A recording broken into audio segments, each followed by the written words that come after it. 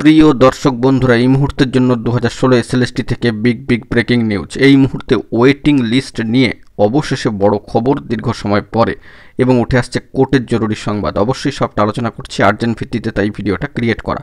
ভিডিওটিকে শেষ পর্যন্ত দেখবেন, কোনোভাবে স্কিপ করবেন না, চ্যানেলটিকে সাবস্ক্রাইব করে সঙ্গে থাকবেন।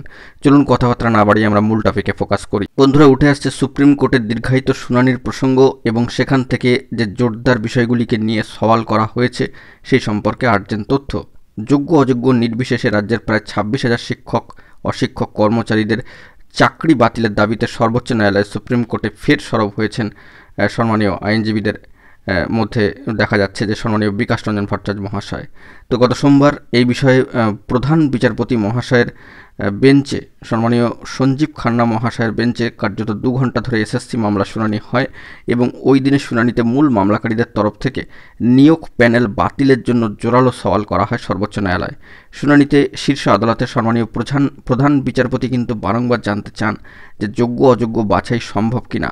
মূল মামলাকারীদের বিশিষ্ট আইনজীবী সম্মানীয় বিকাশ রঞ্জন ভট্টাচার্য মহাশয় জানাচ্ছেন তা সম্ভব নয়। তার বক্তব্য, একটি বাছাই করতে গেলে অন্যটি নিয়ে প্রশ্ন উঠে যাচ্ছে। শিক্ষক অশিক্ষক গ্রুপ সি ও গ্রুপ ডি নিয়োগে বড়সড় দুর্নীতি হয়েছে বলে কার্যত তিনি সওয়াল করেন এবং দাবি করেন।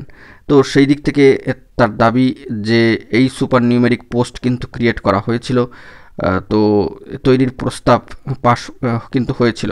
তো সেদিক থেকে ওএমআর শিট এবং মিরর ইমেজ না থাকা নিয়ে অভিযোগও করেন সম্মানীয় বিশিষ্ট আইনজীবী মহাশয়। মহামান্য আদালত জানিয়েছে আগামী 10ই ফেব্রুয়ারি ফের মামলা শুনানি হবে। ওই দিনই মামলার শুনানি প্রক্রিয়া কার্যত শেষ করার একটা ইঙ্গিতও কিন্তু উঠে আসছে। সম্মানীয় বিশিষ্ট আইনজীবী বিকাশ রঞ্জন ভট্টাচার্যের মতোই সম্মানীয় আইনজীবীদের আরেকটি অংশ পুরো প্যানেল বাতিলের দাবি জানাচ্ছেন বিশিষ্ট আইনজীবী রৌফ রহিম মহাশয়, ফিরদৌস সামি মহাশয় প্রমুখরা। এক আইনজীবী প্রস্তাব রাখেন যে পুরো প্যানেল বাতিল করে নতুন করে পরীক্ষা নেওয়া হোক। কার্যত এরকম দাবি কিন্তু উঠেছে, অর্থাৎ টান উত্তেজনাময় কিন্তু শুনানি সওয়াল ছিল। নতুন করে পরীক্ষা নেওয়াটা কতটা কঠিন সে বিষয়ে ওই দিনের শুনানিতেও ওঠে। এদিকে বিশিষ্ট আইনজীবী বিকাশ রঞ্জন ভট্টাচার্য মহাশয় বলেন যে কার্যত শুনানিতে পুরো নিয়োগ প্রক্রিয়া নিয়েই কিন্তু প্রশ্ন রয়েছে। গোটা প্রক্রিয়া বিতর্কিত, অনেকে আবেদন না করেও চাকরি পেয়ে গিয়েছেন, তাই গোটা প্যানেল বাতিল করা উচিত। ওই দিনের শুনানিতে সম্মানীয় প্রধান বিচারপতি মহাশয় সঞ্জীব খান্না মহাশয় জানতে চান যে কবে মামলা দায়ের হয়েছিল এবং কবে নিয়োগ পরীক্ষার ফল প্রকাশ হয়।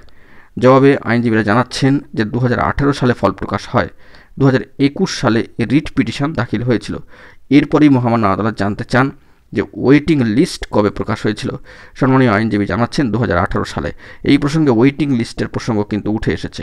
10ই ফেব্রুয়ারি অত্যন্ত গুরুত্বপূর্ণ। ওই দিন মামলা কনক্লুশন হয়ে অর্ডার সিএবি হয়ে যায় কিনা, অর্থাৎ ক্যাব হয় কিনা বা অর্ডার রিজার্ভ হয় কিনা, সেটাও এখন দেখার বিষয়। তবে টান উত্তেজনাময় পরিস্থিতির মধ্যে ওয়েটিং লিস্ট প্রসঙ্গে কিন্তু শেষ পর্যন্ত প্রসঙ্গ উঠল। তো দেখা যাক পরবর্তী ক্ষেত্রে কি আপডেট উঠে আসে। এখন এটুকুই, সকলে ভালো থাকবেন, চ্যানেলটিকে সাবস্ক্রাইব করে সঙ্গে থাকবেন। ধন্যবাদ।